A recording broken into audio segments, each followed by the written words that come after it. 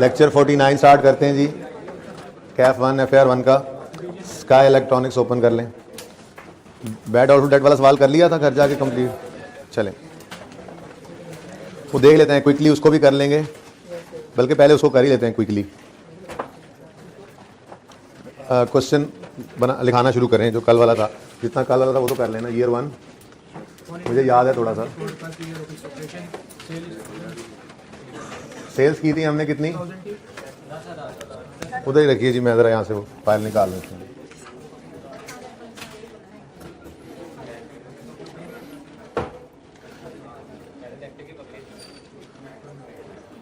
अच्छा जी,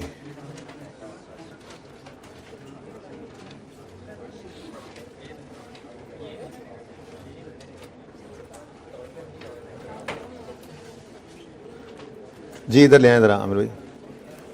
ये क्वेश्चन था जिसके अंदर मैंने ईयर 1 लेके ईयर 2 को अज्यूम किया था कि बिजनेस बंद कर दिया है। जो कल समझाया था वो समझ आ गया। चले अच्छी बात है। नहीं बना सका अभी तक हैंड आउट। बहरहाल आप लोगों को तो जब लेक्चर मिलेगा तो बन ही जाएगा। जब बनेगा तो आपको अवेलेबल भी हो जाएगा। क्वेश्चन बहरहाल सामने रिवीजन हो गई थी हमारी। इस क्वेश्चन को आप इसी हिसाब से ज़रा कंप्लीट भी कर लेते हैं, ठीक है। तो ये फर्स्ट ईयर ऑफ डाटा है। फर्स्ट ईयर का डाटा है। Sales 10,000, cash receive 3,000, provision 10%, year end 31 दिसंबर 18 है, ठीक है। तो कितनी सेल्स की हमने? ओपनिंग कितना था? 0। Sales debtor debit sale credit 10,000 से, कैश डेबिट डेटर क्रेडिट 3,000 से, और क्लोजिंग बैलेंस आ गया था हमारे पास 7,000।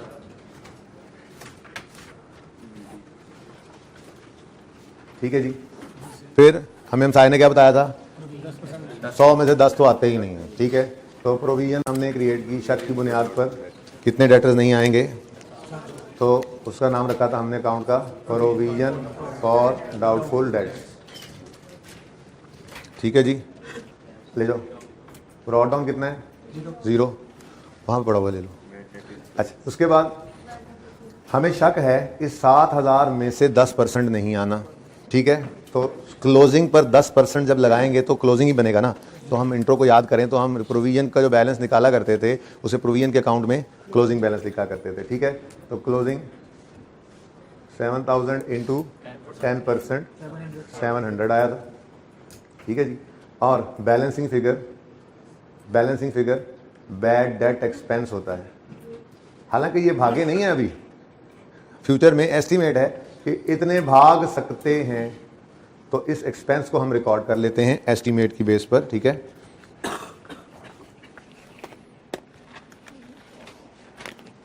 तो एस्टीमेट की बेस पर इस एक्सपेंस को हमने रिकॉर्ड किया था। इधर बना लेते हैं इनकम स्टेटमेंट, ज़्यादा तो अगर तो यहाँ रोशनी तो नहीं पड़ रही, ज़्यादा पढ़ रही है सर, ऑनलाइन वालों को पढ़ रही है। अच्छा जी। तो इनकम स्टेटमेंट की एक्स टैक्स 2018 फर्स्ट ईयर, और ये 2018 बोल दिया था ना। ईयर एंड 31 दिसंबर 18, तो ईयर 1 जो है वो 2018 वाला साल है, ठीक है ना। ऐसे लिख लेते हैं, चलो अच्छा हो जाएगा। फॉर द ईयर एंडेड 31 दिसंबर 18, ठीक है। तो 2018 के लिए bad debt expense profit and loss में कितना जाएगा? 700, ठीक है। ये फिगर एक्सपेंस की ये जाया करती है प्रॉफिट एंड लॉस में, ठीक है। और बैलेंस शीट में आपको पता है क्लोजिंग बैलेंसेस जाते हैं। 7,000 क्लोजिंग डेटर्स हैं, 700 इसकी क्लोजिंग प्रोविजन है। डेटर्स अपनी जगह कायम दायम है क्योंकि अभी ये लोग भागे नहीं हैं एक्चुअल में, इसलिए डेटर्स को क्रेडिट नहीं किया। अंदाजे की बुनियाद एक अंदाजे वाला एक्सपेंस प्रोविजन बना लिया हुआ है हमने, ठीक है। और उसको हम बैलेंस शीट के अंदर जो है वो डेटर्स में से नेट करके शो करते होते हैं करंट एसेट्स में। तो करंट एसेट्स में डेटर्स जो हैं वो 2018 में देखें तो 7,000 माइनस 700 60, ठीक है 6,300। डन जी। ये काम कल किया था, ओके।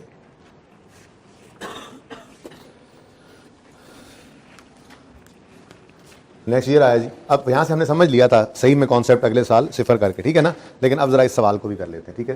तो नेक्स्ट ईयर शुरू हुआ जी 31 दिसंबर 19 वाला। तो सबसे पहले क्लोजिंग बैलेंसेस को ओपनिंग बनाएंगे। 7,000 और प्रोविजन फॉर डाउटफुल डेट्स भी 7,000।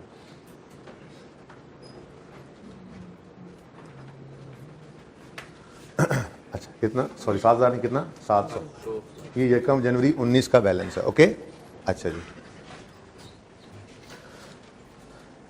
Continuing from example 1, following data is available for the next year. कल मैंने क्या अज्यूम किया था, कल वो मैं सवाल बना दूंगा आपको हैंड आउट के अंदर। कल मैंने अज्यूम किया था कि बिजनेस खत्म, ठीक है, और सिचुएशंस बनाई थी कि एक सिचुएशन ये है कि 7,000 पे शक था, शक था कि 700 नहीं आएंगे, ऐसा ही हुआ, 7,000 में से 6300 आ गया, 700 नहीं आए। एक सिचुएशन ये बनाई थी कि 7,000 आने थे, शक था 700 नहीं आएंगे, लेकिन 1000 भाग गए, और एक था 500। यानी कि तीनों सिचुएशन मैं आपको सोल्यूशन में कर दूंगा, कल हमने कर ली थी डिस्कस, ठीक है ना, सही है। लेकिन आज ये वाला सवाल ज़रा कर रहे हैं, अब दोबारा रिवीजन हो जाए पूरी। तो नेक्स्ट ईयर में सेल्स 20,000 की हुई, कैश 8,000 का रिसीव हुआ, तो debtor debit sale credit 20,000, cash debit debtor credit 8,000। ये देखो, उसके बाद कहता है जी एक्चुअल बैड डेट्स कितने हुए, 300। तो bad debt return of, bad date जो डेटर में से क्रेडिट करने हैं, हम उसको कंपेयर किससे करते हैं, प्रोविजन से। 700 पे शक था, कितने भागे, 300, ठीक है ना। तो बैड डेट रिटर्न ऑफ 300, इसको प्रोविजन के अकाउंट में हम ले जाया करते हैं। लेकिन ये हाँ, ये सेपरेट नहीं, बड़े हो गए हम, सेपरेट करके भी यहीं पे आता था ना भाई, तो आया पड़ा है ना, ठीक है ओके जी। अब हम बड़े हो गए हैं, FY2 के अंदर भी यही वाला अकाउंट इसी तरह से यूज़ करेंगे, जिसमें इस तरफ रिटर्न ऑफ आया करेगा। देखो इधर कुछ भी नहीं था return of, bad date return of कुछ भी नहीं था, ठीक है ना। एक्सपेंस जो प्रॉफिट एंड लॉस में जाता है, और right of profit and loss में नहीं जाता, हम इसको इकट्ठा करके ले जाते हैं, दोनों चीज़ें, ठीक है ना। अब देखा जाए तो ये रिवर्सल पड़ जाना है रिवर्सल। 700 का एक्सपेंस रिकॉर्ड किया हुआ था, 300 एक्चुअल में भागे, यानी हमें 7,000 में से फिर 6,700 रिसीव हो गया होगा ना, ठीक है। लेकिन मामला ये है कि सवाल अभी चल रहा है, बिजनेस चल रहा है, तो इसलिए ये बैलेंसिंग इधर नहीं निकाल सकते। ये 400 इधर आना ही था, मैं मानता हूँ, ठीक है, लेकिन मसला ये है कि बिजनेस चल रहा है और प्रोविजन फॉर डाउटफुल डेट इस साल भी 10% है। तो इस साल के क्लोजिंग डेटर्स कितने हैं जी, 18,700। अब इन पर भी शक उसी तरह से ही है, तो जब इन पर शक है तो क्लोजिंग बैलेंस 18,700 का 10% लेंगे, 1870। अब अगर आप अलग अलग देखो ना, तो इस 700 में से 300 आया, 400 रिवर्स हो रहा था, लेकिन 1870 मजीद शक में इजाफा हो गया, ठीक है ना। तो 1870 ऊपर अगर सिफर रिज्यूम कर लें तो यहां पर आता है 1870 का एक्सपेंस, बोलो ऐसे ही है। बैड डेट एक्सपेंस जो कि बैलेंसिंग निकाल रहे थे हम पहले, अभी बैलेंसिंग निकाला मैंने, वैसे बता दिया थोड़ी देर के लिए। 700 पे शक था, 300 भागे, 400 का रिवर्स करना था हमने, फिर मजीद 1870 पे शक बढ़ गया, तो ये एक्सपेंस में जाना था। तो ये एक्सपेंस और ये समझो इनकम नेट होकर ही शो करना था ना, इसलिए हम इसको अलग से शो करते ही नहीं है। हमने इसकी तरतीब ये रखी हुई है कि हम 700 और रिटर्न ऑफ इधर रखते हैं, प्रोविजन ओपनिंग शक यहाँ पे रखा, एक्चुअल रिटर्न ऑफ, यहाँ पे नई प्रोविजन क्रिएट की और बैलेंसिंग फिगर निकाल लेते हैं। बताओ कितनी आ रही, एक मिनट, 1870 था ना, ये मेरा कार्ड की तरह प्रूफ करेंगे ना। अच्छा, अगर हम इस तरह से करते, ठीक है ना। अच्छा, बहरहाल मैंने कहा कि ये मत करो, ये अलग से नहीं रिकॉर्ड करना, वो बस कभी कभी होता है, सिर्फ समझाने के लिए था कि अगले साल में मैंने बिजनेस क्लोज कर दिया, तो मैंने कहा था 700 पे शक था, 300 भागे, तो मतलब पिछले साल में 700 का एक्सपेंस रिकॉर्ड हो गया था, असल में 300 भागे तो 400 से एक्सपेंस ज्यादा रिकॉर्ड हुआ है, तो रिवर्स कर लो, याद आ रहा है। लेकिन आज जब हमने देखा इधर से रिवर्स भी हो रहा है, इधर से फिर चार्ज भी हो रहा है एक्सपेंस, तो हमने कहा यार ऐसे मत करो, नेट में ही एक फिगर निकालो, और नेट में क्या आ गया जी, 1470। ये बात समझ आई, इन दोनों को नेट करो तो यही बनता है, ठीक है। ये अब कल वाले कॉन्सेप्ट के साथ मैंने जोड़ा है, लेकिन पर्चे में हम ऐसे किया नहीं करेंगे, ठीक है। पर्चे में तो सिंपल जो रूल है जो बचपन में हमने सीखा था वो क्या है, ये सिर्फ कॉन्सेप्ट क्लियर किया आपको, ठीक है। वो बचपन वाला रूल क्या है याद करके बताओ। ओपनिंग लेते थे प्रोविजन, क्लोजिंग लेते थे, राइट ऑफ एक्सपेंस के लेजर से इधर ट्रांसफर करते थे और बैलेंसिंग फिगर निकालते थे। अगर इस तरफ आ रही है तो चार्जिंग, कभी कभी इस तरफ फिर भी आ जाती थी, तो रिवर्सल, सिंपल। तो कितना आ गया जी, 1470, ठीक है। अब ये एक्सपेंस कहां जाएगा, ये एक्सपेंस कहां जाएगा, रिटर्न ऑफ कभी भी नहीं जाएगा, ये एक्सपेंस कहां जाएगा। अच्छा, अगर प्रोविजन का शक का कोई रेट ना गिवन हो तो जो रिटर्न ऑफ है वही एक्सपेंस होता है ना, लेकिन नॉर्मली ऐसा होता नहीं है, प्रोविजन का रेट देता है, तो ठीक है ना। तो ये एक्सपेंस प्रॉफिट एंड लॉस में चला गया 2019, ये एक्सपेंस था, ये भी एक्सपेंस 1470।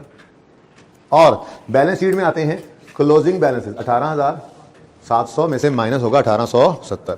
तो देखा जाए ना तो 700 का एक्सपेंस ऑलरेडी रिकॉर्डेड था, तो फिर इंक्रीज लेते हैं हम। ये नहीं करते कि शक की बुनियाद पर हर दफा दोबारा कैलकुलेट कर रहे हो, ठीक है ना। बहरहाल जितनी बातें करते जाओ ये तो खत्म कभी नहीं होंगी, सादा कर लेते हैं अब बात को। कितना आ गया जी? 16, तो ठीक है, सादा बात, वही बचपन वाली स्टेप्स हैं। डेटर का क्लोजिंग निकालेंगे, ठीक है, प्रोविजन का रेट लगाएंगे और उसको प्रोविजन का क्लोजिंग बना लेंगे। ओपनिंग प्रोविजन को पड़ी है तो उसको लिख लेंगे। कोई राइट ऑफ हुए बैड डेट तो वो यहाँ पर लिखकर balancing figure profit and loss में ले जाएंगे। ये एक्सपेंस प्रॉफिट एंड लॉस में जाया करेगा और ये क्लोजिंग बैलेंस शीट में नेट हो जाया करते हैं। डेटर नेट ऑफ प्रोविजन हम शो किया करते हैं, ठीक है, इसको नोट कर लें, काफ़ी है इतनी रिवीजन। एक मिनट एंट्री ज़रा रिवाइज करवाई थी मैंने, तो वह एंट्री ज़रा दोबारा रिवाइज कर लेते हैं।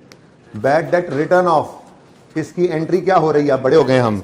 हाँ, bad debt return of expense के अकाउंट में अब करते ही नहीं, हम वहां से करके इधर ही फेंकनी है ना, वहां से एंट्री करके ट्रांसफर ही करते थे ना। तो हम बड़े हो गए, हम बैड एक्सपेंस का लेजर बनाते ही नहीं, हम डायरेक्ट एंट्री पोस्ट कर रहे हैं। देखो, provision for doubtful debt debit, ये अकाउंट है, provision for doubtful debt account debit, और डेटर्स का अकाउंट क्रेडिट 300 से, ठीक है। ये क्या किया जी हमने? Bad debt actually written off, जो actual bad debts write off किए उनकी एंट्री की हमने, और ये जो bad debt expense profit and loss में जाता है इसकी भी एंट्री हो रही होती है। ये एंट्री क्या हो रही है जरा ध्यान से देख के बताओ। बैड डेट एक्सपेंस कहां पे? बैड डेट एक्सपेंस कहां पे? प्रॉफिट एंड लॉस अकाउंट में डेबिट, और प्रोविजन का अकाउंट क्या हो रहा है? क्रेडिट। और bad debt expense profit and loss में क्या हो रहा है? डेबिट। तो एंट्री बन गई bad debt expense profit and loss में डेबिट, और provision for doubtful debts credit 1470 से, ठीक है ना। अगर कोई कह दे एंट्रीज कर दो तो ये एंट्रीज है, ठीक है ना। राइट ऑफ की एंट्री भी आपके सामने आ गई और प्रोविजन की एंट्री क्या होती है वो भी आपके सामने आ गई। ये भी इंट्रो के अंदर पढ़ी जाती हैं, लेकिन एज सच यूज नहीं होती, लेजर से यूज कर लिया करते हैं। लेकिन रेक्टिफाइंग एंट्रीज में कभी कभी एंट्री मांग लेता है, तो एंट्री करनी तो आनी चाहिए। अच्छा, रेक्टिफिकेशन में कैसे अप्लाई होगा? सुनो, मिसाल के तौर पर ये डेटर्स हैं, ये प्रोविजन है, ये सब कुछ हमने कर रखा है, बन चुका है, इनकम स्टेटमेंट बैलेंस शीट का सब कुछ। एरर पकड़ा गया जिसमें डेटर गलत है और रिकॉर्ड करते हैं तो डेटर क्या होता है? कम। रेक्टिफिकेशन करने से डेटर क्या होता है? कम। तो फिर प्रोविजन भी क्या होगी? कम, ठीक है।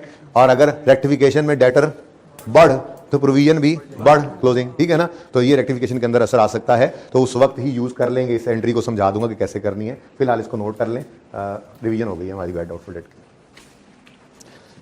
जल्दी करें, बीआरएस की रिवीजन भी करनी है आज।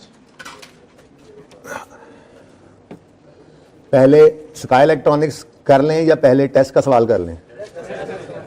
चलो पहले स्काई इलेक्ट्रॉनिक्स करेंगे। तो इसमें अभी doubtful debt, bad doubtful debt की रिवीजन की, अभी ये कर लेना यार। फिर बीआरएस में करेंगे, बीआरएस की रिवीजन करेंगे और फिर उसको भी कर लेंगे। तो वो हर जगह ही है भाई, रिवीजन इसलिए करवा रहा हूँ कि जगह जगह होना है इन्होंने। जी ये घर से करके नहीं आए थे आप लोग, फिर नोट क्यों कर रहे हैं?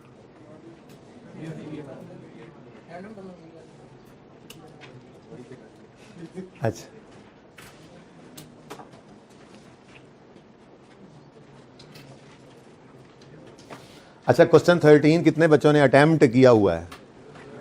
मुझे ये बताएं, एडजस्टमेंट 1 और 2 करवाने की ज़रूरत है? कोई एक बच्चा भी कह दे तो मैं करवाने के तैयार हूँ, बता दें जी। शर्त यह है कि अटेम्प्ट किया हो। देखें, इफेक्टिवली काम करना बेहतर है।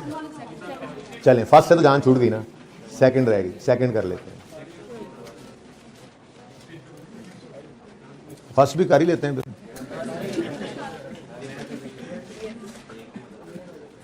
चलें जी, शुरू करते हैं काम। While reviewing draft financial statements of sky electronics for the year ended 31 दिसंबर 17, following errors were identified. Computer costing 240 purchase on यकम सितंबर ईयर रिक्वायरमेंट क्या? Prepare rectifying entries. और 2 नंबर तो मुफ्त के थे। बी रिक्वायरमेंट किसी ने पढ़ी घर पे? क्या लिखा हुआ है? A trial balance is merely a proof of arithmetical accuracy. Name the types of errors which a trial balance fails to disclose. Omission, commission, principle, original entry और कंपनसेटिंग एरर्स। याद है? पहले दिन ये पढ़ाया था, तो 2 नंबर आए पड़े। देखो, मैंने शायद बताया भी था, 2-3 दफा ऐसा हुआ है इसने 2-3 नंबर का ये पूछा हुआ है। जस्ट नाम लिखने हैं, ठीक है। Name the type of, okay.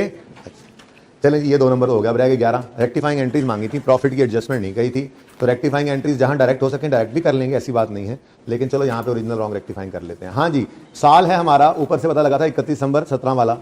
1 सितंबर 17 को एक ऑफिस कंप्यूटर खरीदा है हमने और गलती से वो परचेज में डेबिट कर दिया। यार ये एंट्री तो मैं नहीं करा, ज़बानी हो जाएगी, ये ज़बानी सुन लो। Original entry computer debit cash credit होना था 240 से, wrong, purchases debit cash credit हो गया। रेक्टिफाइंग कंप्यूटर डेबिट करो, परचेजेस को क्रेडिट करो। और डेप्रिसिएशन के लिए शॉर्टकट, लंबा नहीं सोचना, एसेट बढ़ रहा है तो डेप्शन भी बढ़ा दो, ठीक है, एसेट बढ़ रहा है तो डेप्शन को भी बढ़ा दो, और डेट ऑफ एरर से ईयर एंड तक, ठीक है, देख लेते हैं। चलो यार होगी एंट्री, चलो फिर भी देखो। Original computer debit cash credit होना था 240 से, ठीक है, रॉन्ग हुआ क्या, परचेजेस डेबिट। अब रिक्वायरमेंट नहीं है ना, ये ओरिजिनल रॉन्ग रिक्वायरमेंट नहीं होती, रेक्टिफाइंग रिक्वायरमेंट है, ठीक है ना, तो इसलिए आप पर्चे में क्या करेंगे, वैसे भी कॉलम इस तरह से 3 बनाए ना तो पर्चे में मैनेज नहीं होते ओरिजिनल रॉन्ग रेक्टिफाइंग। उसका हल ये है कि आप रिक्वायरमेंट होती है रेक्टिफाइंग एंट्री ना, तो आप पहले सफ़े पे लिखें रेक्टिफाइंग एंट्री की हेडिंग देकर, और पहला सफ़ा आप रेक्टिफाइंग एंट्री के लिए खाली छोड़ दें, दूसरे सफ़े पे जाएं और उसको दरमियान से आधा करें और ओरिजिनल और रॉन्ग वहाँ लिख लें। ओरिजिनल रॉन्ग ही असल कहानी होती है, ओरिजिनल रॉन्ग लिखा वहाँ से रेक्टिफाइंग एंट्री बना लेंगे, और लकीली अगर आमने सामने सफ़े आ जाए फिर तो क्या ही बात है, ठीक है। लेकिन रेक्टिफाइंग एंट्री रिक्वायरमेंट स्टार्ट में लिख लेनी है और ओरिजिनल रॉन्ग अगले सफ़े पे लिख लेनी है, वो वर्किंग होती है, ठीक है ना। अच्छा चलें बाहर, ये आप मैनेज कर लेंगे ये बात। अच्छा रेक्टिफाइंग एंट्री क्या है जी, कंप्यूटर डेबिट होना था, नहीं हुआ, कर लो 240, कैश क्रेडिट होना था, हो गया, आपको जी नहीं पेबल था, फिर दूसरी तरफ पेबल होगा, क्योंकि रॉन्ग एंट्री के जिस इम्पैक्ट के बारे में सवाल खामोशों से सही अज्यूम करते हैं, ठीक है ना। अच्छा ओके, रेक्टिफाइंग एंट्री क्या है जी, कंप्यूटर डेबिट कर दो और परचेज गलत डेबिट हुआ है, इसको क्रेडिट कर दो, ठीक है। अब डेप्रिसिएशन के लिए मैंने कहा था लंबी सोच में मत पड़ना, एसेट रेक्टिफाइंग एंट्री में अगर एसेट आ जाए तो डेप्रिसिएशन ने भी हिट लेनी होती है, लेकिन रेट वगैरह गिवन हो तो, अगर सवाल में रेट गिवन ना होता तो फिर हम डेप्रिसिएशन की एंट्री नहीं कर सकते थे, खुद से थोड़ी अज्यूम कर लेना, ठीक है। तो अब रेक्टिफाइंग एंट्री देखोगे, किसको देखोगे, रेक्टिफाइंग एंट्री में देखोगे एसेट बढ़ रहा है या कम हो रहा है, अगर बढ़ रहा है तो डेप्शन को भी बढ़ा दो, डेप्शन बढ़ाने की entry डेप्शन expense debit accumulated डेप्शन credit, और अगर एसेट कम हो रहा है तो डेप्शन को भी कम कर दो, तो एक्यूमुलेटेड डेप्शन डेबिट डेप्शन एक्सपेंस उलट होगी एंट्री, ठीक है ना। अब एसेट बढ़ रहा है तो डेप्रिसिएशन को भी बढ़ाना है, डेप्रिसिएशन बढ़ाने की एंट्री बोलो, depreciation expense debit accumulated depreciation credit, और इसी अमाउंट को 240 को पकड़ लोगे, वो कहता है 20% स्ट्रेट लाइन मेथड है, कोई रेजिडुअल वैल्यू तो नहीं गिवन, तो 20% इंटू 4/12 क्यों, यकम सितंबर को ये आना था और नहीं दिखा हमने, ठीक है ना, तो सितंबर अक्टूबर नवंबर दिसंबर 4/12 जी, 4/16 मैं कहा 4/16 सही हो गया जी। एडजस्टमेंट नंबर 1, एडजस्टमेंट नंबर 2, बच्चे फरमा रहे हैं कि इसको कर लें। Furniture costing 1200 having book value of 670 on 31 दिसंबर 17 had already been sold on यकम नवंबर 17। इन्ना लिल्लाहि व इन्ना इलैहि राजिऊन। अजीब सी बात हो गई, अजीब सी बात हो गई। देखो देखो देखो देखो देखो, हमारा साल शुरू हो रहा है यकम जनवरी 17 पे और हमारा साल ख़त्म हो रहा है 31 दिसंबर। ये मेरे बच्चे इधर वाले भाई नज़र आ रहे हैं, ये नज़र नहीं आ रहा, रोशनी पड़ रही है, इधर नज़र आ जाएगा भाई। यकम जनवरी 17 से 31 दिसंबर 17 पर हमारा साल है, ठीक है। अच्छा वो ये क्या कह रहा है, देखो वो कहता है फर्नीचर 1200 का था जिसकी बुक वैल्यू 670 थी 31 दिसंबर 17 पे। इस दिन कितनी बुक वैल्यू पड़ी है इसकी, 670। कहता है लेकिन वो ना यकम नवंबर को ही बिक गया था। क्या मतलब, क्या मतलब, अक्टूबर नवंबर दिसंबर अक्टूबर। वो कहता है जी इस दिन ये बिक गया था, अगर इस दिन बिक गया था तो फिर इससे आगे तो इसकी बुक वैल्यू जानी नहीं चाहिए थी, मतलब ये 2 महीने की डेप्शन ज्यादा चार्ज होकर ये 670 पे पहुंचा होगा। समझ लो बात को, इस दिन डिस्पोज हो रहा है, ठीक है ना। अब चलो देखते हैं। अब the proceeds of 70 were credited to sales. अच्छा जी ये तो गलती है, ये तो रॉन्ग तो बाद में देखेंगे, पहले ओरिजिनल तो निकाल लें, मसला तो ओरिजिनल का ही होता है, ठीक है। तो कहता है ही depreciates furniture at 10% per annum using accumulated depreciation debit cash debit और एसेट का नाम क्या है, फर्नीचर क्रेडिट, ठीक है। अब एसेट की कॉस्ट गिवन है तो एसेट अकाउंट में से कॉस्ट क्रेडिट हो जाएगी 1200, ठीक है। और एक्यूमुलेटेड डेप्रिसिएशन तो होती है डेट ऑफ मतलब ये देखो, अगर मैं अकोमोडेशन निकालना चाहूं तो मैं कॉस्ट में से माइनस करूंगा WDV, लेकिन वो WDV डेट ऑफ सेल की होगी, ना के ईयर एंड की। अब मुझे ये बुक वैल्यू जो गिवन है, ये ईयर एंड की गिवन है, मुझे ये बुक वैल्यू चाहिए यकम नवंबर की। बात समझ आ रही है? अगर मुझे यकम नवंबर की बुक वैल्यू मिल जाए ना, बुक वैल्यू ऑन यकम नवंबर 17, अगर ये बुक वैल्यू मुझे मिल जाए ना भाई, कमाल हो जाए। क्यों? क्योंकि cost minus book value accumulated efficient होती है। क्या ख्याल है? और समझ आ रही है? अब ये 670 पे पहुंच चुका है भाई। आप मजबूरन मुझे इस तरह एंट्री करनी पड़ेगी। यहाँ पे जहाँ पे नजर आ रहा है बता दो। ये नजर आ रहा है, ये नजर आ रहा है, उठ जाऊं फिर?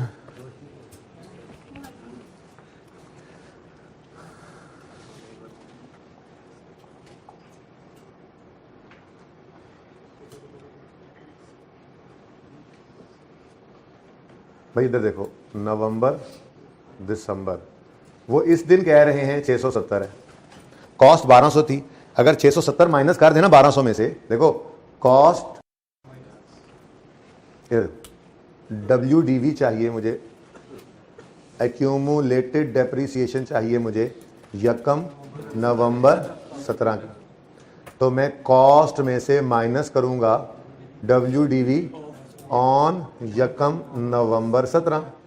अब ये WDV तो यकम नवंबर 17 की है ही नहीं। अगर इसको माइनस करूं ना तो फिर एक्यूमुलेटेड डेप्रिसिएशन निकलेगी 31 दिसंबर 17 तक। 31 दिसंबर 17 तक तो ये एसेट हमारे पास रहा ही नहीं था। ठीक है, अब ये 2 महीने ज्यादा डेप्रिशिएट होकर यहां तक पहुंचा है। ठीक है, लेकिन शुक्र करो मेथड स्ट्रेट लाइन है, जिंदगी सुकून में है। स्ट्रेट लाइन मेथड है तो इसका मतलब ये हुआ कि इन 2 महीनों में कितनी डेप्रिसिएशन ज्यादा चार्ज हुई होगी। इधर देखो, ये 31 नवंबर इधर लिखा हुआ आ गया भाई। ये यकम नवंबर 17 से 31 दिसंबर 17, इन 2 महीनों की डेप्रिसिएशन निकालना स्ट्रेट लाइन मेथड में कोई मुश्किल है भाई? नहीं, कॉस्ट गिवन है, रेट गिवन है। हम कहेंगे जी 1200 इंटू 10% इंटू 2/12 कितना बनता है? 20। ये 20 की, ये नजर आ रहा नहीं होगा पता नहीं सबको, 1200 इंटू 10% इंटू 2/12, आंसर इज ये 20 की डेप्रिसिएशन इन 2 महीनों की है कि नहीं है? है कि नहीं है? अब 670 जो है ये 31 दिसंबर 17 पे पड़ा है। अगर मैं इसको यकम नवंबर 17 पे लाना चाहूं तो ये 20 इसमें ऐड कर दूं तो ये यहां पे वापस आ जाएगा।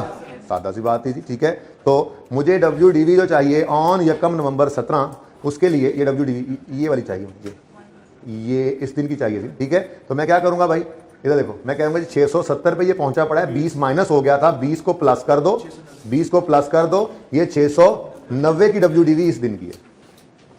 किसी को ना समझ आई हो तो बताएं। सबको समझ आ गई बात? बेटा माइनस 670 से -20 करोगे तो ये तो और कम हो जाएगा। मैं कह रहा हूं कि ये यहां पे पड़ा है 20 माइनस होने के बाद। ठीक है ना, यानी कहानी इस तरह से है। इधर देखो, WDV ऑन यकम नवंबर 17 जो मैंने अभी निकाला 690, और इसमें से मजीद 2 महीने की डेप्रिसिएशन अगर लेस करें तो वो वहां पे है जहां पे सवाल ने इसको रखा हुआ है। तो आप कह रहे हो 670 में से माइनस कर दे 20 मजीद 650 पे आ जाए। मैं कह रहा हूं नहीं, ये तो बुक वैल्यू उसने दी हुई है 31 दिसंबर 17 की, मैं इसको लेके जाना चाह रहा हूं यकम नवंबर 17 पे, तो ये 20 जो माइनस होकर यहां तक पहुंचा 670, इसको ऐड ही करना पड़ेगा ना। ठीक है, अच्छा ये समझ आ गई बात। कॉस्ट गिवन है 1200, तो एक्यूमुलेटेड एफिशिएंसी आ गई 510, इसको मैं ऐसे ही कह देता हूं वर्किंग वन लेट से। और अच्छा यहां पे किया ही हुआ था काम, चलें आप वहीं पे वर्किंग वन ही कर लें। ठीक है बस, ओके, वहां पे जो कर लिया जी, वर्किंग वन मैंने बना ली। ठीक है, और एक्यूमुलेटेड एफिशिएंसी कितनी आ रही है? 510। अब बिका कितने का था? The proceeds of 700। आगे देखते हैं किया क्या, लेकिन प्रोसीड्स हैं कितनी? 700। तो 10 रुपए का क्या आ गया? हाँ, गेन ऑन डिस्पोजल, इसको यहां पे लिख लो प्रॉफिट एंड लॉस, बस। ठीक है ना, तो ये 1200 इधर ले आओ थोड़ा सा भाई, सही है। ये ओरिजिनल एंट्री लिख ली अगर, तो फिर कोई मसला है ही नहीं बचा। ठीक है, ओके, इसको मिटा दूंगा, अभी उधर चला गया उस भाई की बरकत से। वैसे भी यहाँ पे पूरा नहीं आना था, अच्छा होगा उधर चला गया। भाई समझ आ गई सबको? कोई कंफ्यूजन है तो पूछ लो प्लीज। चलें आगे, डन। चलो, अब वरॉन्ग क्या हुआ? वो कहता है द सेल प्रोसीड्स ऑफ 700, यानी cash of 700 was credited to इन्ना लिल्लाह। अकाउंटेंट भी कोई ऐसा ही था जिसकी इंट्रो एग्जाम थी, उसको ये पता था कि कैश आता है तो डेबिट, जाता है तो क्रेडिट। उसने पूछा भाई ये काहे के पैसे हैं, एडमिन वाला आया 700 पकड़ा है यार, वो एसेट बिका, अच्छा बिका है मतलब सेल, मतलब ठीक है sale, cash debit sale credit दोगी यार, ये डिस्पोजल है, डिस्पोजल की एंट्री तो ये है, ठीक है ना। तो डिस्पोजल की एंट्री तो पढ़ा लिखा अकाउंटेंट ही कर सकता है ना, ठीक है। अब रेक्टिफाइंग एंट्री पास करेंगे तो एक्यूमुलेटेड डेप्रीसिएशन डेबिट होना था, नहीं हुआ, कर दो। कैश डेबिट होना था, हो गया, कुछ ना करो। गेन क्रेडिट होना था, गेन थोड़ी एक लाइन छोड़ दें, वो हो सकता है ना ऊपर डेबिट वाली कोई चीज़ भी आ जाए। वैसे तरीका ये होता है कि ऊपर एक लाइन छोड़ी हुई हो तो डेबिट आ जाए, बाद में ऊपर लिखने जो मैंने दरम्यान में छोड़ी, ठीक है। गेन क्रेडिट होना था, नहीं हुआ, कर लो, ठीक है। गेन कहाँ जाता है, प्रॉफिट एंड लॉस में। फर्नीचर क्रेडिट होना था, नहीं हुआ, कर लो भाई 1200। सेल गलत क्रेडिट हुई पड़ी है, सही कर लो, तो डेबिट करना पड़ेगा। ये हमारी रेक्टिफाइंग एंट्री आ गई, लेकिन मैंने डॉट लगा दी है। अब डायरेक्ट भी कर सकते थे, देखो डायरेक्ट करना चाहो ना, जो शॉर्टकट बनाया तो क्या बनाया, एसिड रेक्टिफाइंग एंट्री में देखो एसिड कम हो रहा है तो डेप्शन को भी कम करो, एसिड कम हो रहा है डेप्शन को भी कम करने की एंट्री क्या है, accumulated depreciation debit, depreciation expense credit. अब डायरेक्ट भी हो सकता है, लेकिन हमने ऑलरेडी निकाल लिया 20, लेकिन मैं कह रहा हूं डायरेक्ट भी कर लें, अगर को करना चाहिए, पहले भी तो कर रहे थे, हम कहेंगे 1200 पर 2 महीने ज्यादा डेप्शन चार्ज हुई है, क्योंकि यकम नवंबर को बिक गया है, नवंबर तक तो डेप्शन होना ही था ना, तो 2 महीने ज्यादा डेप्शन किस महीने की चार्ज हो गई, नवंबर और दिसंबर। तो वही वाला काम जो वहां पे किया 1200 इंटू 10% इंटू 2/12, यहां पर डायरेक्ट भी निकल सकता था, लेकिन ऑलरेडी हम निकाल चुके हैं 20, इसलिए मैं ज्यादा डेप्शन कितनी चार्ज हो गई 670 पहुंचा हुआ 20 पे ना, तो उसको क्या करना है, रिवर्स, उसको रिवर्स कर दिया हमने 2020, ठीक है जी।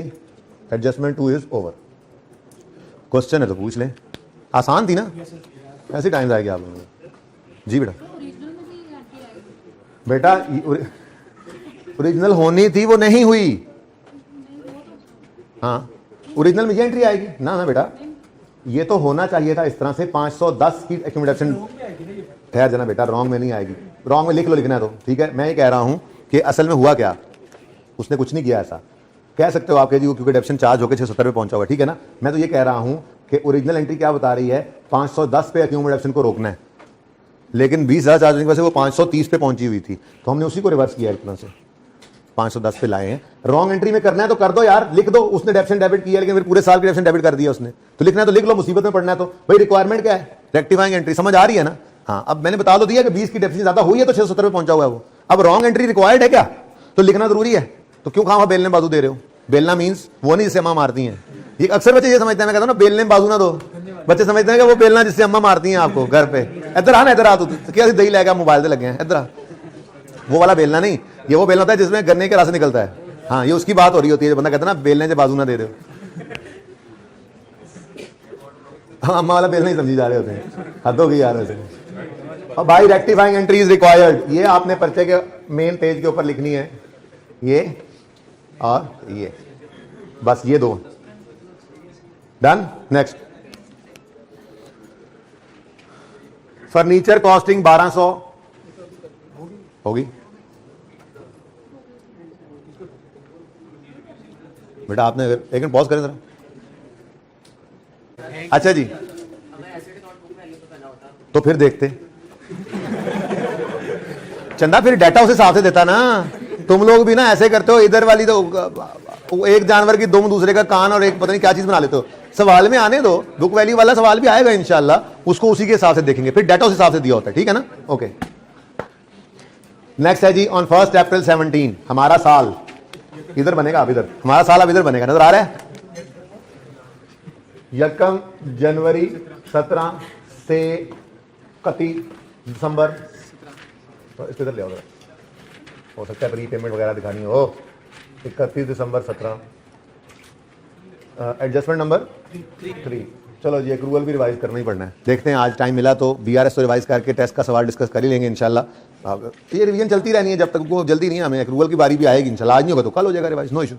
अच्छा कह रहा है जी, on 1 April SE rented out one of its premises at an annual rent of 900 payable in advance.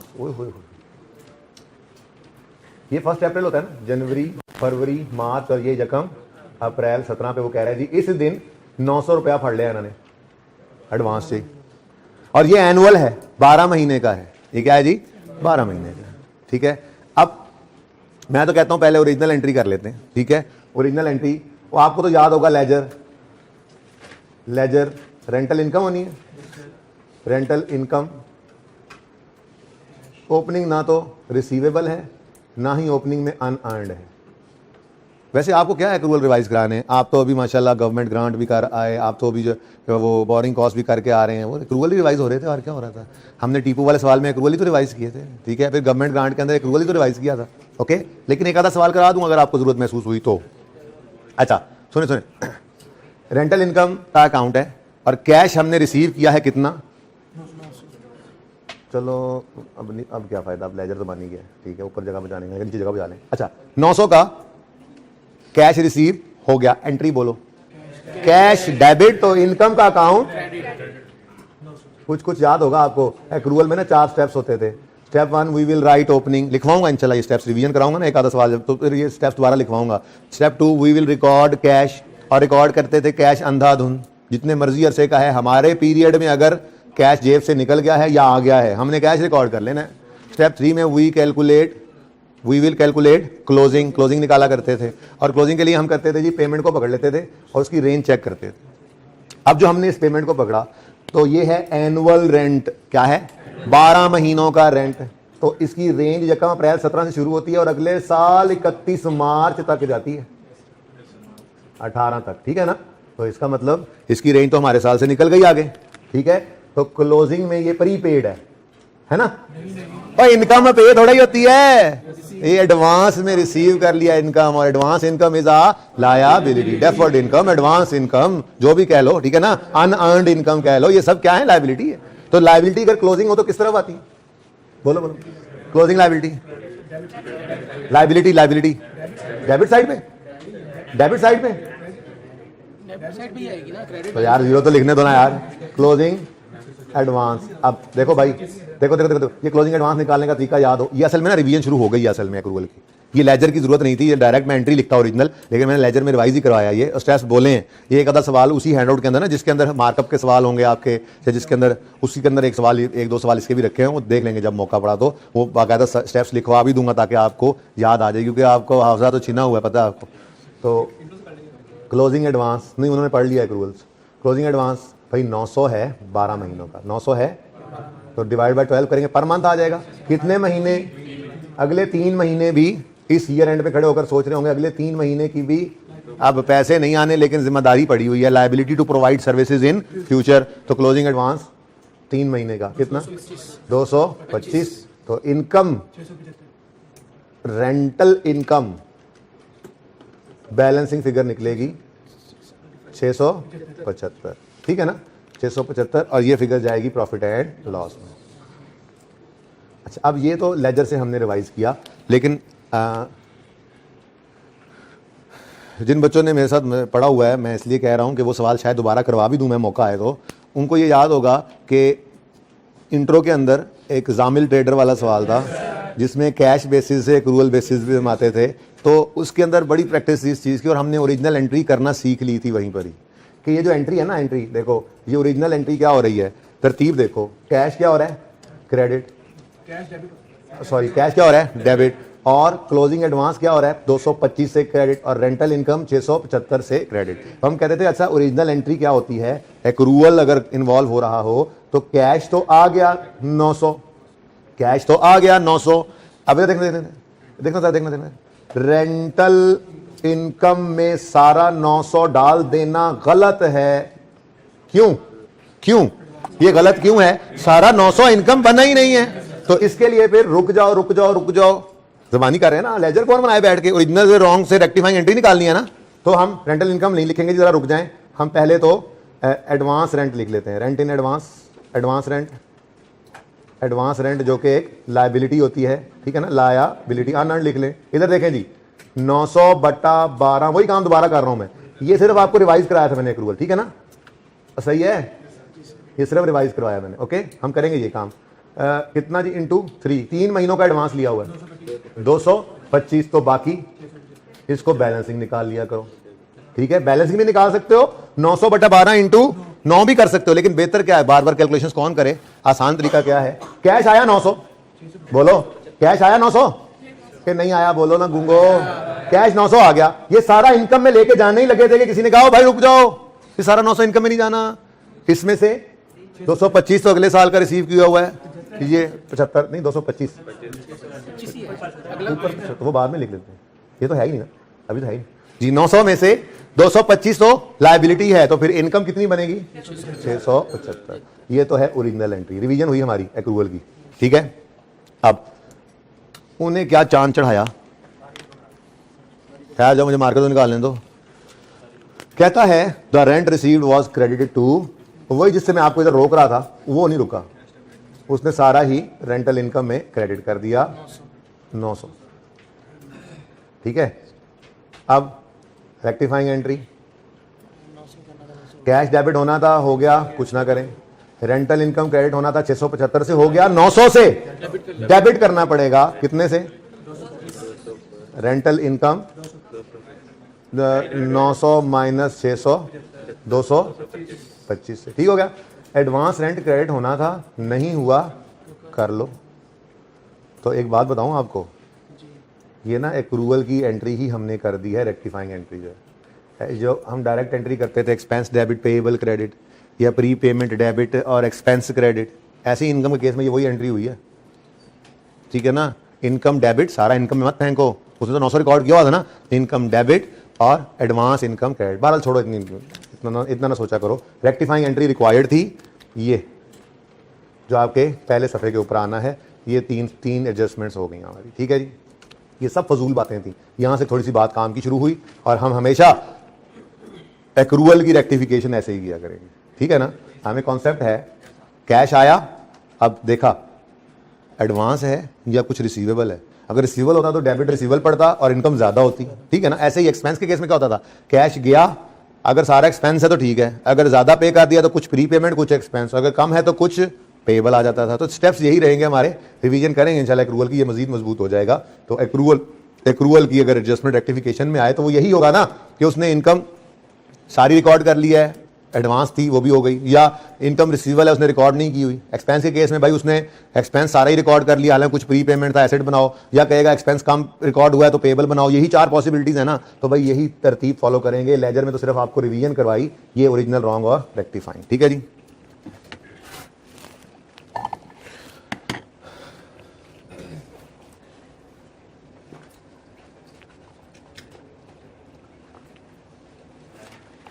भाई 10 सवालों को जल्दी जल्दी कर देना और मेरी तरफ से कर लेना, या 3-4 सवालों को आराम आराम से कर लेना, और ऐसे सवालों को करना जिसमें मैक्सिमम चीज़ें कवर हो जाएं। मेरे ख्याल में ज़्यादा बेहतर ही होता है कि आराम आराम से 3-4 सवालों को कर लेना, ठीक है ना।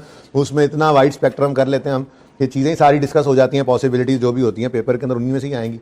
अब बात यह है कि सारे सवाल आधे सही करने वाला पास हो जाता है, और हम आधे तो नहीं, हम पौना सवाल तो सारे सही कर ही लेते हैं, ठीक है ना। ओके, तो एक आधी एडजस्टमेंट टेस्ट, तो भाई टेस्ट तो वो वाला पोर्शन होता है आपके आईकेएफ के पर्चे का जो बहुत मुश्किल वाला होता है। आईकेएफ का पर्चा जो है ना 30% आसान, 30% मुश्किल, 30% बहुत मुश्किल, तो वो टेस्ट जो है वो बहुत मुश्किल के लिए तैयार हो रहे होते हैं। साथ साथ आसान और एवरेज के लिए तो वैसे ही तैयारी हो जाती है, ठीक है ना, अल्लाह ने चाहा तो। ओके, अच्छा जी, नंबर 4,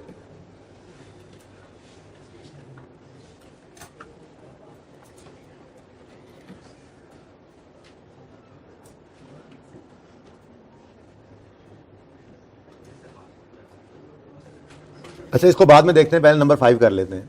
आज चेक ऑफ कस्टमर से आया ना, तो डेटर को ना हिट कर दे कहीं, ऊपर डेटर की एडजस्टमेंट पड़ी है। ओके, तो पहले ये ग्रीन एडजस्टमेंट करते हैं, पैरेट ग्रीन वाली। ओके, आज चेक ऑफ 192, यार ये तो आपको कर ही लेना चाहिए, डिस्काउंट रिवाइज कराया था ना कल परसों। अच्छा आज बार चलें, अब क्या करें, सवाल तो पूरा करना ही है। मैंने असल में दूसरी एडजस्टमेंट करानी है ट्रेड रिसीवर, उसके लिए ये जरूरी है क्योंकि इसमें डेटर को हिट कर देना है। अभी तक तो देखो कहीं पे रेक्टिफाइंग एंट्री में डेटर हिट नहीं हुआ, ये वाहिद एंट्री है जिसमें डेटर ने हिट होना है, और डेटर ने हिट होना है तो प्रोविजन वो कैलकुलेट कर चुके हैं, उसने हिट होना है, और वो जो मैंने मेहनत कल से शुरू की हुई है उसका फल आ जाना है, ठीक है ना। इसलिए ये एडजस्टमेंट पहले करते हैं। अ चेक ऑफ 192 वॉज रिसीव्ड, ये रिसीट है, after a discount of 4% from a customer, यानी ये 96% है, ये 96% है। However in the cash book the amount received was entered in discount, अच्छा ये तो गलती है ना, पहले ओरिजिनल तो लिख लें, हाउएवर से गलती है, ठीक है, यहाँ तक 192 का चेक है, रिसीव हुआ है, और ये 4% डिस्काउंट के बाद हुआ है, ठीक है। तो adjustment number 4 5 adjustment number 5 gross receivable कितना है, ग्रॉस डेटर्स कितने थे, ग्रॉस रिसीवेबल ही लिख लेते हैं जरा, हैं पता नहीं मुझे नहीं पता अभी।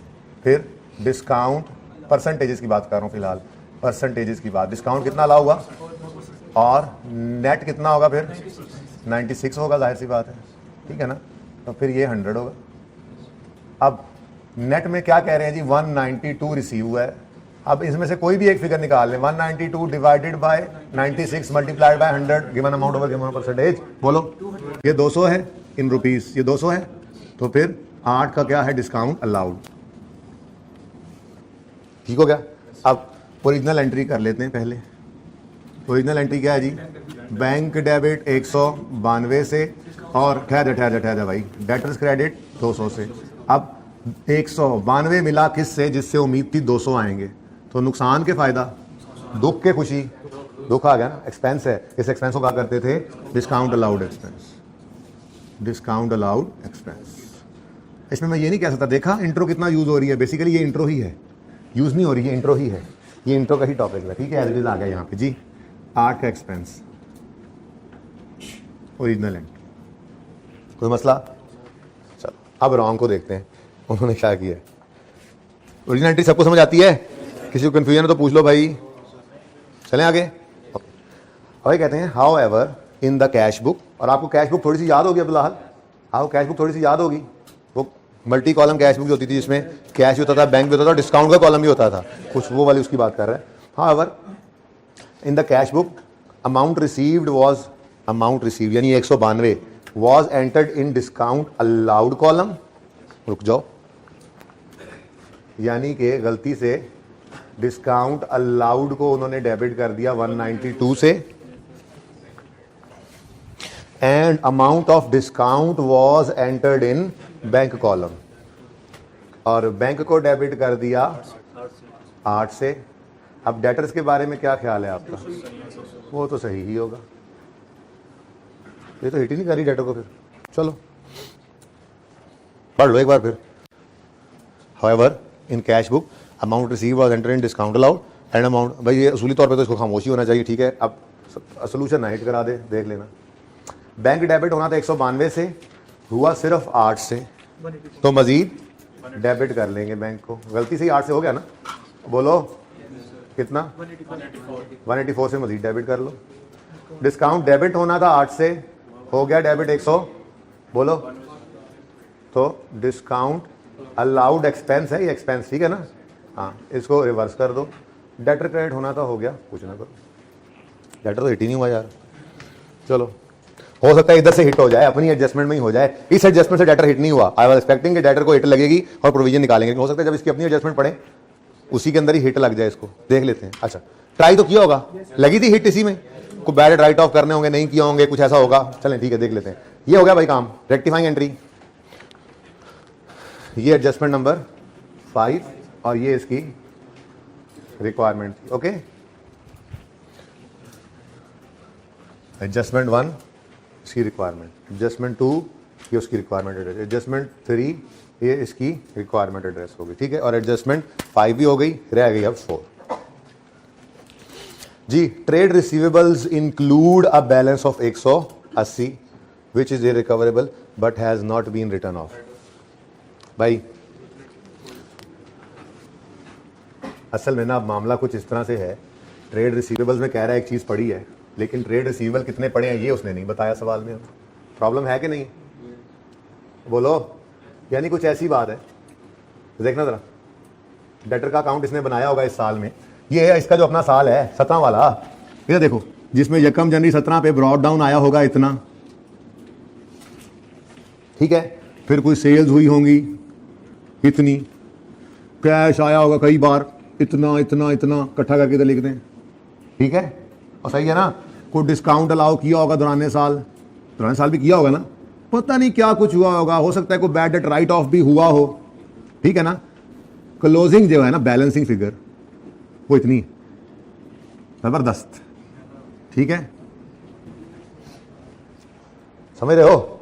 अब ये तो याद होगा आपको कि अगर क्लोजिंग बैलेंस है और उसमें कोई गलती है तो उसको अनएडजस्टेड क्लोजिंग कह के दोबारा रीओपन कर लेते हैं, ओपनिंग तो नहीं ना कहते। जैसे एडजस्टेड कैश बुक बनाते थे, एडजस्टेड डेटर भी बनाते थे, ठीक है। अब ये अनएडजस्टेड बैलेंस है, क्यों? क्योंकि वो कह रहा है इस क्वेश्चन मार्क में 180 पड़ा है जो इररिकवरेबल था और उसकी एंट्री पास नहीं हुई। अस्तगफिरुल्लाह, मार्कर ही मुक गए यार, आज किसी काम के मार्कर नहीं तुम लोगों की क्लास में, निकम्मो। यहां था मैं जी। इस आमिर भाई इधर से लगा, इस क्वेश्चन मार्क में ना पहुंचे तो फिर आ जाएगा। इस क्वेश्चन मार्क में पड़ा है ये 180 जो कि क्या है, इररिकवरेबल, मतलब बैड डेट हो गया, लेकिन उसकी entry which is irrecoverable but has not been written off. तो मतलब अगली बात तो बाद में पढ़ेंगे, फिलहाल एक से ही पता लग गया ये क्वेश्चन मार्क की फिगर गलत है भाई, अनएडजस्टेड। तो मैंने एडजस्टेड डेटर्स का अकाउंट बनाया, ये उससे भी फारिग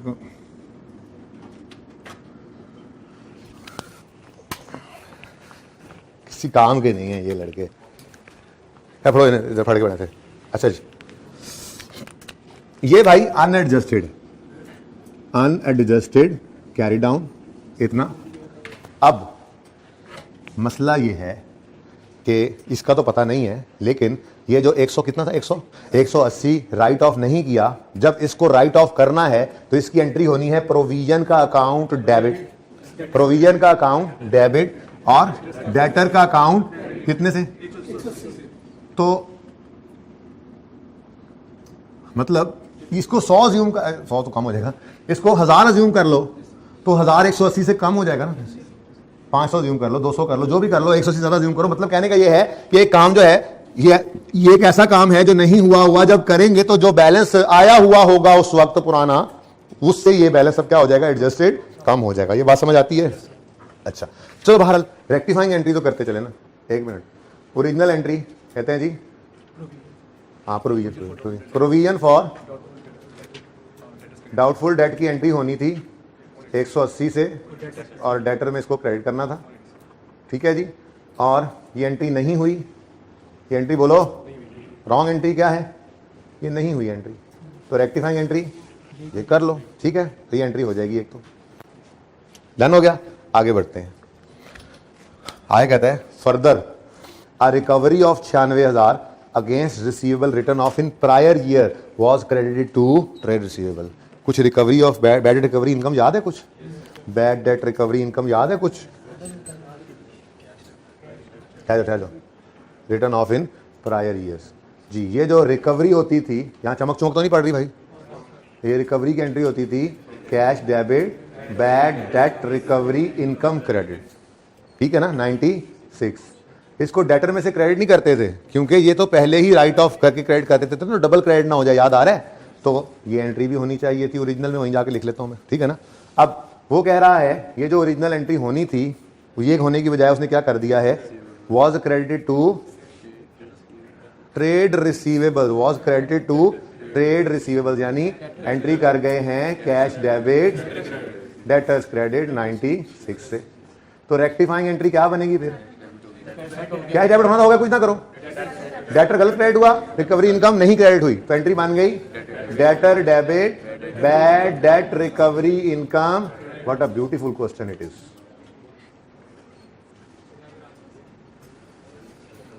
what a beautiful mobile it is, मुझे याद आ गया वो जुमला है एनआरवी का पहला सवाल। अच्छा जी, तो 96 से डेटर्स डेबिट होंगे, बैड डेट रिकवरी इनकम, भाई समझ रहे हो। तो ओरिजिनल एंट्री में एक और एंट्री आई, क्या क्या कि bad debt sorry cash debit और bad debt recovery income credit होना था 96 से, वो तो नहीं हुआ, उसकी बजाय गलती क्या हो गई, देखो पहले को मैंने यूं क्रॉस कर दिया, ठीक है ना, ये क्रॉस क्या है, ये एंट्री होनी थी नहीं हुई, ठीक है। अब दूसरी मैं एंट्री लिख रहा हूं, वहां लिखा था लेकिन मैं चलो यहां पे दोबारा कर रहा हूं आपके लिए जी। हो क्या गया, गलती में क्या हो गया भाई, गलती में क्या हो गया, गलती में कैश डेबिट और कैश डेबिट डेटर्स क्रेडिट हो गए, ठीक है, 196 से। तो रेक्टिफाइंग एंट्री में वहां पे करके आ गया हूं आपके लिए, ठीक है। रेक्टिफाइंग एंट्री इधर कर लेते हैं, जगह कम हो गई है। रेक्टिफाइंग एंट्री, रेक्टिफाइंग एंट्री पहली क्या बनी है जी, provision for doubtful debt debit debtor credit 180 से, ओके, सोल्यूशन में ऐसे होगा ना, मैंने कहा ऐसे लिख दें। और दूसरा, अब कैश डेबिट होना था, हो गया, कुछ ना करो। डेटर क्रेडिट नहीं होना था, गलत क्रेडिट हो गया तो डेबिट कर दो और बैड रिकवरी इनकम को क्रेडिट कर दो। 96, ये बात समझ आती है? तो बोलो।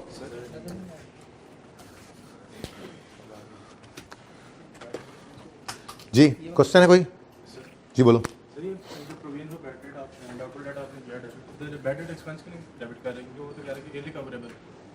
बेटा आप जरा जुमला दोबारा पढ़ लो, मेरा ये मशवरा है, बाकी आपकी मर्जी है। एक बार जुमला दोबारा पढ़ लो, फिर मैं बताता हूं। किसकी बात कर रहे हो ना? अच्छा ये क्या कह रहे हो, क्या कह रहे हो? Trade receivable include balance 180 which is irrecoverable. हाँ तो कर दिया ना बेटा, डेटर को क्रेडिट नहीं किया 180 से।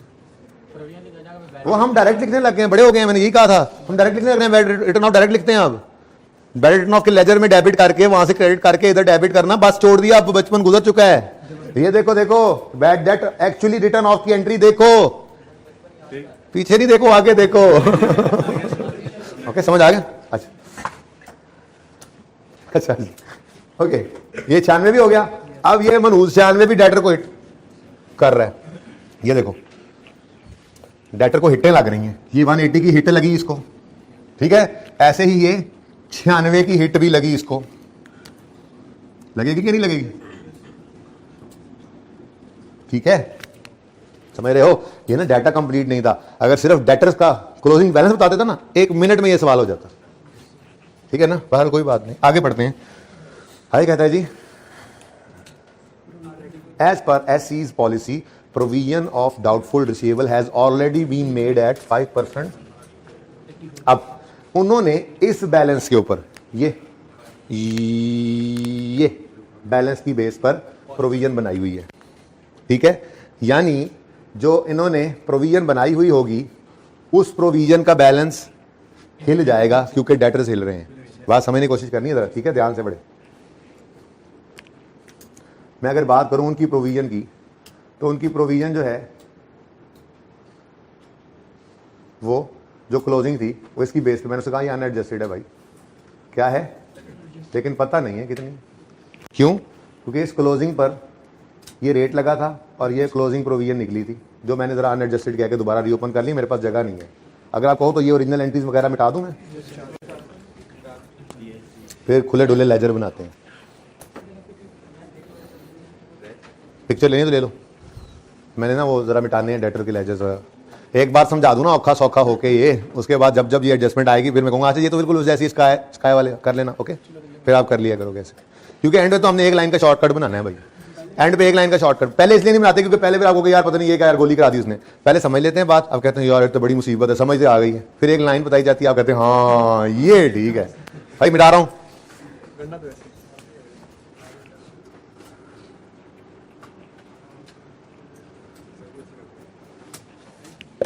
हाँ भाई, ये वो प्रोविजन का अकाउंट है, ठीक है, जिसके अंदर ये क्वेश्चन मार्क पे प्रोविजन का रेट लगा और ये क्वेश्चन मार्क प्रोविजन आ गई, ठीक है ना, और सही है, इंटू 10%, 5%। कल अगर तुम लोगों की क्लास में मार्कर अच्छे ना हुए तो ये पहली सारी लाइन जो है ना ये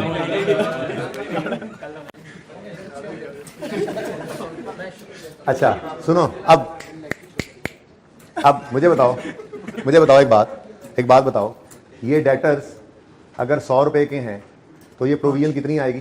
5। अगर ये डेटर 100 से बढ़ के 110 हो जाएं, फिर डेप्रिसिएशन नहीं, जरा ज़्यादा बढ़ाओ, ज़रा बढ़ाओ, ठीक है। अगर 100 से बढ़ के 150 हो जाएं तो ये 8, यानी कि डेटर्स बढ़ेंगे। जरा समझा रहा हूँ, थोड़ी देर के लिए ज्यूम करते हैं, ये 100 रुपये है, ठीक है, प्रोविजन कितनी आ गई? 5। अज्यूम करता हूं थोड़ी देर के लिए ओपनिंग 0 है, तो expense, bad debt expense, return of नहीं, एक्सपेंस कितना आया? वो जो बैलेंसिंग निकालते थे। अच्छा, अब अगर इस डेटर को मैं बढ़ा के करूं 150 तो ये प्रोविजन हो जाएगी 8, तो एक्सपेंस भी हो जाएगा 8, यानी ये एंट्री जो हो रही है, यानी कि अगर आप डेटर्स को बढ़ाते हो तो प्रोविजन भी बढ़ेगी। डेटर्स को कम करोगे तो प्रोविजन भी कम होगी। यहां तक कंक्लूड हो गया? अच्छा, अब पता नहीं। अब हमने कहा ओ डेटर्स तुम तो अनएडजस्टेड हो, आजा शाबाश, अनएडजस्टेड कैरी डाउन, पता नहीं कितना था, एक फिगर दे देता हमें मुसीबत में पड़ती। ठीक है, अच्छा अब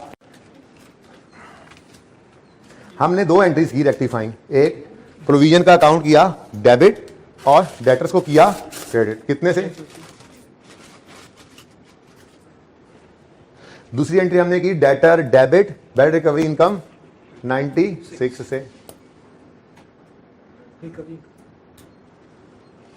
अब बस ये दो एडजस्टमेंट्स ही थी। अब जो हमारा एडजस्टेड कैरी डाउन आएगा वो देखो 180 से कम हुआ है और 96 से बढ़ा है, तो नेट में कितने से कम हो गया?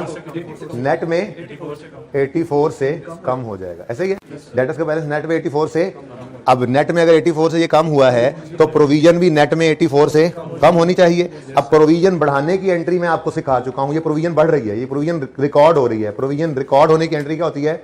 Bad debt expense debit provision. ऐसे ही है ना, प्रोविजन बढ़ रही है या कम हो रही है?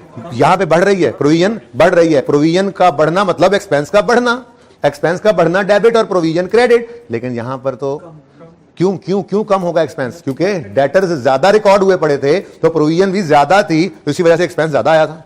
अब जब हमने रेक्टिफिकेशन की तो डेटर्स नेट में क्या हो रहे हैं, इस वजह से प्रोविजन भी क्या होगी? डेटर 84 से कम हुए, प्रोविजन 84 का 5% कम होगी। ठीक है ना। अब याद रखने वाली बात यह है कि प्रोविजन, ये किसकी एंट्री है जी? ये एंट्री है जी recording of provision for doubtful debt. जैसे रिकॉर्डिंग ऑफ डेप्रीसिएशन, रिकॉर्डिंग, चलो आप प्रोविजन से परेशान हो रहे, recording of bad debt expense. ठीक है, recording of bad debt expense, और ये क्या है? एक्चुअली रिटर्न ऑफ, वो डिफरेंट है। अब recording of depreciation expense entry क्या होती है? Depreciation expense debit accumulated depreciation credit. Reversal of depreciation expense क्या होगा? Accumulated depreciation debit डेप्शन expense credit. अब आते हैं प्रोविजन पे। Recording of bad debt expense की एंट्री क्या है? Bad debt expense debit provision credit. और रिवर्सल की एंट्री क्या होगी? Provision debit. अब याद रखने वाली बात सिर्फ इतनी सी है। ठीक है, ये सारी कहानी आपको समझाने के लिए बताई। अब आपने क्या देखना है, इधर लेजर लूजर नहीं बनाने। ठीक है, आपने क्या करना है, आपने अपनी एंट्रीज को देखना है। किसको? रेक्टिफाइंग एंट्रीज को। ठीक है, उसमें आप देखना आपने डेटर 180 से कम हुआ और 96 से बढ़ा। 180 से कम हुआ, 96 से बढ़ा, तो नेट में डेटर कम हुआ। डेटर का कम होना प्रोविजन का कम होना है, डेटर का कम होना प्रोविजन का, प्रोविजन के बढ़ने की एंट्री है bad debt expense debit provision credit. Bore हो रहे हो खान साहब? Bad debt expense debit provision credit, और प्रोविजन के रिवर्स होने की एंट्री होगी provision debit bad debt expense provision for doubtful debt debit और बैड डेट एक्सपेंस क्रेडिट। ये नहीं पता अभी एंट्री लिखी। अब बात समझो, दोबारा सुनो। डेटर्स का बढ़ना प्रोविजन को बढ़ाता है, और सही है ना? कैसे पता लगा? इधर देखो। डेटर्स 0 थे साल के शुरू में, प्रोविजन 0 थी। डेटर्स बढ़ के हो गए 7000, प्रोविजन बढ़ के होगी 700, तो डेटर का बढ़ना प्रोविजन को बढ़ाता है। ऐसे ही है ना? अच्छा, अब हमने रेक्टिफिकेशन की तो हमारे डेटर्स इस रेक्टिफाइंग एंट्री, दो एंट्रीज की वजह से नेट में क्या हो रहे हैं? कम। तो अगर डेटर कम हो रहे हैं तो प्रोविजन को भी क्या करना है? कम। अब प्रोविजन बढ़ाने की एंट्री हमने याद नहीं रहती ना, तो प्रोविजन के अकाउंट में ये याद रखना इस तरफ आता है। प्रोविजन के डेप्शन एक्सपेंस, जिस तरह डेप्शन एक्सपेंस की एंट्री ओरिजिनल याद है ना, ऐसे प्रोविजन की ये ओरिजिनल एंट्री याद रखनी है। ठीक है ना? तो अगर डेटर बढ़े तो प्रोविजन बढ़ती है। तो बैड डेट एक्सपेंस जो है उसकी रिकॉर्डिंग की एंट्री क्या होती है? बैड रिकॉर्डिंग की entry bad debt expense debit provision. यूं सोच लो, और आसान करता हूं, प्रोविजन की नेचर क्रेडिट, उसके बढ़ने पे क्या होना था? उसने क्रेडिट। दूसरा इंपैक्ट बैड डेट एक्सपेंस को, और प्रोविजन की नेचर क्रेडिट है, अगर उसको कम करना है तो क्या करना पड़ेगा? डेबिट। दूसरा impact bad debt expense profit and loss को। सादा होगी बात। और ठीक है, अब पर्चे में ये कुछ भी नहीं करना, पर्चे में रेक्टिफाइंग एंट्रीज करनी है और देखना है डेटर्स क्या हो रहे हैं, बढ़ रहे हैं या कम हो रहे हैं। अगर ये बात नहीं, दोनों बातें करते हैं। अगर डेटर्स नेट में, रेक्टिफाइंग एंट्री में डेटर्स नेट में बढ़े हैं तो प्रोविजन को भी बढ़ाना है। अब प्रोविजन की नेचर, अब बिल्कुल एक लाइन के ऊपर आ रहा है रूल, सारा कुछ समझने के बाद। प्रोविजन की नेचर क्रेडिट, तो उसको बढ़ाना हो तो क्रेडिट। दूसरा impact bad debt expense debit. ठीक है, और दूसरी सिचुएशन क्या हो सकती है? रेक्टिफाइंग एंट्री देखी, डेटर नेट में कम हो रहे हैं तो प्रोविजन भी कम होगी। ऐसे ही है ना? अब प्रोविजन की नेचर क्रेडिट, उसको कम करना है तो डेबिट, तो debit provision, credit bad debt expense. ठीक है, अब अमाउंट क्या होगी, देखो 180 से डेटर कम हुआ है माइनस 180, ये सब कुछ नहीं करना, पर्चे में सिर्फ ये करना है, और बढ़ा है डेटर 96 से, तो नेट में देखो क्या आ रहा है माइनस 84, इसका मतलब क्या है, कम हो रहा है, कम हो रहा है। ठीक है ना, अपने समझने के लिए साइन लगा लिए हमने, इनटू क्या है प्रोविजन का 5% रेट है, बताओ 4.2 से provision debit bad debt expense credit, ये रेक्टिफाइंग एंट्री है जी।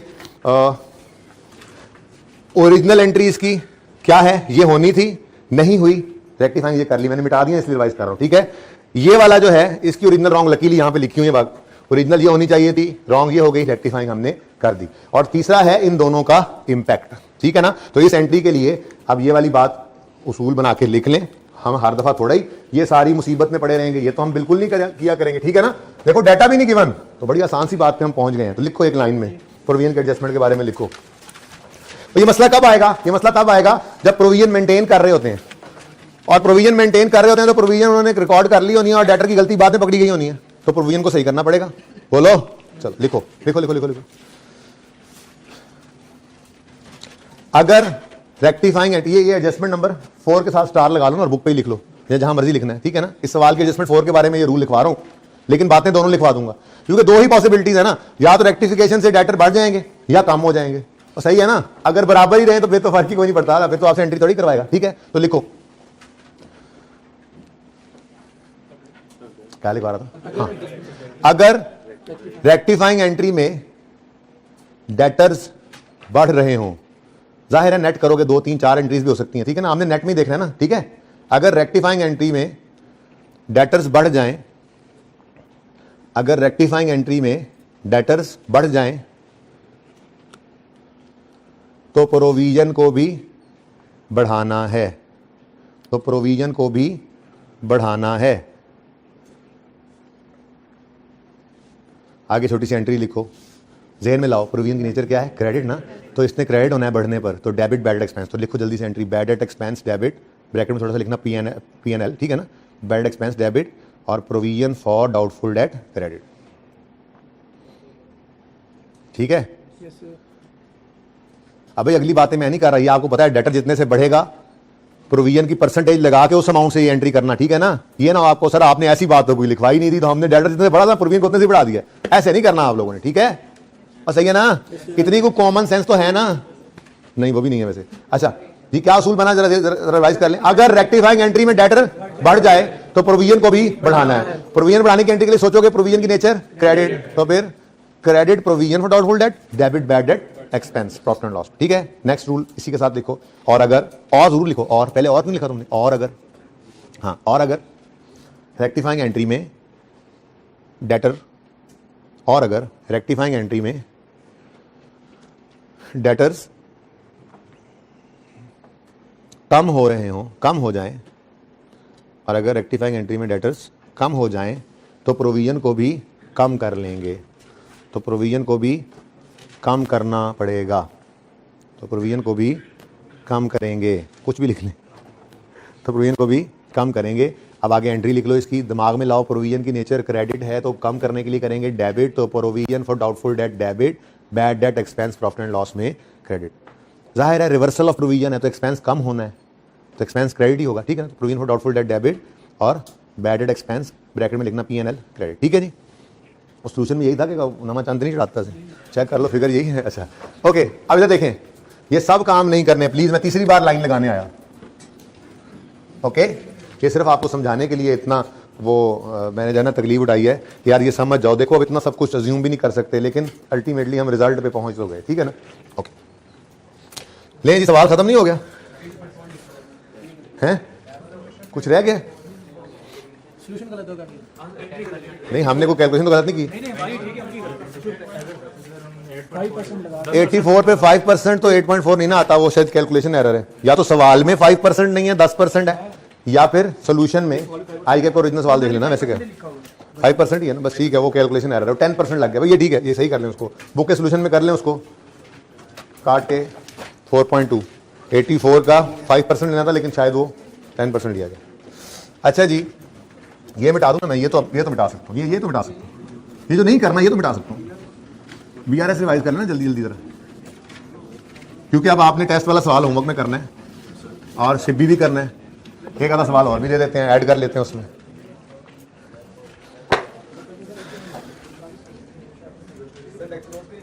तो क्या हुआ, बनाऊंगा तो मिलेंगे ना, नहीं टाइम मिला, अब कल बनाऊंगा, आज रात को बना लूंगा।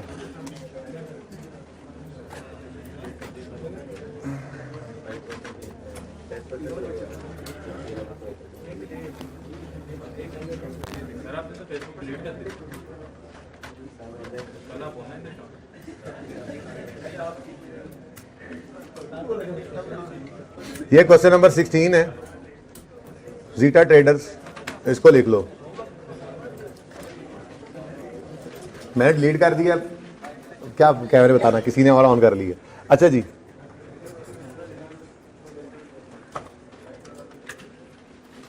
यार ये बंदा मिटा ही देता है कोई यार, ये सिर्फ ये वाला सफा मिटाना कि साफ हो जाए, ये भी मिटा दो यहां से सारा। अच्छा जी, एक आपके सामने बिल्कुल बेसिक लेवल का एक बैंक अकाउंट बना हुआ है और एक बैंक स्टेटमेंट बनी हुई है, अगर आप गौर करें तो। बस बेटा ये बस ठीक है, सामने नजर आने लग गया काफी। देखो भाई, बैंक अकाउंट है, यकम जनवरी 12 पे ओपनिंग बैलेंस 200 आ रहा है। क्रेडिटर एम को 60 का चेक लिख के दिया, जाहिर है बैंक में चेक ही आना ना, और क्रेडिटर एक्स को 90 का चेक लिख के दिया और क्लोजिंग हमारे पास आ रहा है 50। बैंक स्टेटमेंट जब हमारे सामने आई तो उसमें हम देखते हैं कि ओपनिंग बैलेंस तो 200 ही था हमारा, डेबिट और बैंक में वो क्रेडिट होता था। लेकिन क्रेडिटर एम तो आ गया, चेक लेकर दिखाकर पैसे ले गया। क्रेडिटर एक्स जो है, आपको पता है कि क्लियरेंस में 2-3 दिन लग ही जाते हैं, ठीक है, क्रॉस चेक नॉर्मली यूज होते हैं। क्रेडिटर एक्स या तो आया नहीं या फिर अभी उसने चेक जमा कराया है, वो पैसे निकले नहीं और हमें बैंक स्टेटमेंट के अंदर 90 रुपये नजर नहीं आ रहे। अब क्या गड़बड़ हो गई है, मामला क्या चल रहा है, गड़बड़ क्या है बताओ, गड़बड़ क्या है? हमने तो चेक 2 इशू किए, बैंक स्टेटमेंट में नजर आ रहा है सिर्फ एक, तो ये 90 वाला चेक क्या है फिर? हाँ, check issued and recorded by us, not presented by the customer, ठीक है, तो वो फिर डेबिट नहीं हुआ करते थे, तो वो अनप्रेजेंटेड चेक्स कहलाते थे, ठीक है। मैंने इस क्वेश्चन के अंदर सिर्फ अनप्रेजेंटेड रखे हैं रिवाइज कराने के लिए, अनक्रेडिटेड उसी के साथ ही आ जाते हैं, ठीक है ना। तो सिचुएशन समझ आती है आपको? ओपनिंग तो ठीक हो रहा था, ठीक है, बस डेबिट क्रेडिट का फर्क तो होता ही है। हमने क्रेडिट किया, बैंक में भी डेबिट हो गया, ये भी याद आ रही बात, हमारा क्रेडिट बैंक का डेबिट होता है, ठीक है। अच्छा, अब यार ये FAR1 इंट्रो वालों को कैसे समझाऊंगा, चलो अल्लाह मानेंगे, देखेंगे। और हमने जो 90 का चेक क्रेडिट किया है, ये इधर डेबिट नहीं हुआ, तो इसलिए दोनों के बैलेंस में क्या आ रहा है, फर्क। तो 90 का चेक क्रेडिटेड बाय अस है, नॉट डेबिटेड बाय बैंक है, इसको कहा करते थे अनप्रेजेंटेड चेक। तो जल्दी से लिखो, बल्कि लिखो क्या, सुन लो, आज लिख कर लेंगे। सुनो 2-4 बार ना, मैंने मशवरा नहीं मांगा, जो बात कहा करूं सुन लिया करें, ठीक है ना। अच्छा, मैं कह रहा हूं कि सुन लें, ये बातें आपको पता है, कल लिखवा भी दूंगा, ओके। अनप्रेजेंटेड चेक कौन से होते हैं जी? जो क्रेडिटेड बाय अस हो, नॉट डेबिटेड बाय बैंक। तो BRS जब बनाते थे हम, BRS, तो हम कहते थे balance as per cash book adjusted, भी जाहिर सी बातें होती थी, में ऐड करेंगे कुछ चीज़ें और लेस करेंगे कुछ चीज़ें और हम पहुंच जाएंगे balance as per bank statement.